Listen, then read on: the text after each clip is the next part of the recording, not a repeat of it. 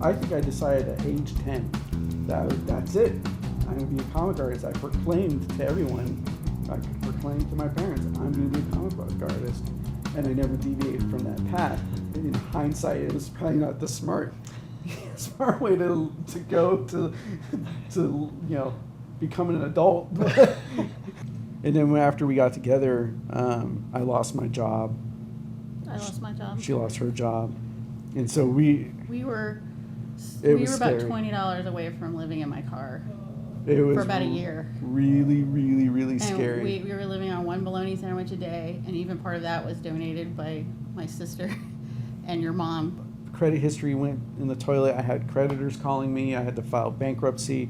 So you not only you don't have work coming in, no money coming in, but then you have all these people hounding you for money. It was so traumatizing, that feeling of desperation and potential disaster. We finally did get jobs. We were working at Sears mostly full time. We rented a room from somebody an hour away from our stupid Sears job because it was $50 a month. Yeah. And that's all we could afford. And we had one car.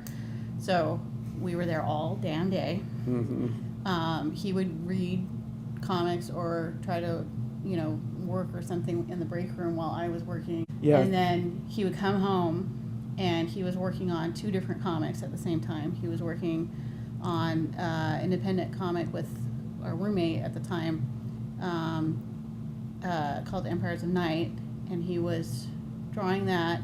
He was drawing something for Chuck Austin as well. So he was doing 2 comics and working and commuting. So literally just getting a couple of hours a night of sleep. I did that for 2 years. Too long. Probably trying to get that done. But then I would try to go and show my work at conventions.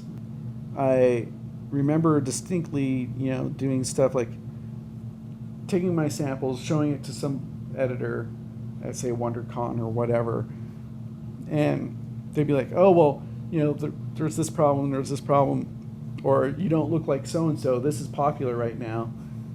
We're looking for more of this sort of thing. You should go look at this person's work or whatever. So I would go back for a year. I would do that.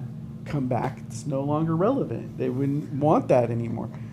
I did that for a few times, and finally I just said, screw it. I'm going to draw the way I want to draw. We finally had enough money where we could move into our own apartment. But I was still trying to do this thing with our old roommate. And he had gone up to WonderCon, but he had gone up the day before I was going to arrive, and he had samples of that work with him, and he happened to show it to Howard Chaykin. So when we arrived, he's like, "You gotta go talk to Howard Chaykin. He liked this stuff. This is cool." I got him to look at it. He was going through it, and he's like, "Okay, this is good. This is shit. This is good. This is shit. What were you thinking here? This is terrible. This is shit." But there was a few things in there that I did that were kind of unorthodox. And so he's like, "What's going on here? Why are you doing this? Why did you do this?" And I had an answer for him. It wasn't arbitrary. And then he ended up saying, this stuff is actually really good. This is Why aren't you working? Why aren't you working? I said, I can't get anyone to pay attention. He got up out of his chair. He's like, follow me. He walked me over to the DC booth and started shouting at the top of his lungs, somebody look at this guy's work. Give him a job. Give him a job. Even if it means if it means I write something for him to get him a job, that's what's going to happen. That was astounding. And sure enough, editors came over and they started talking to me, and I gave them samples. I got business cards. It still took 80, I counted, 80, yeah, we wrote it down. 80 phone calls to editors at DC that gave me cards before I got a call back.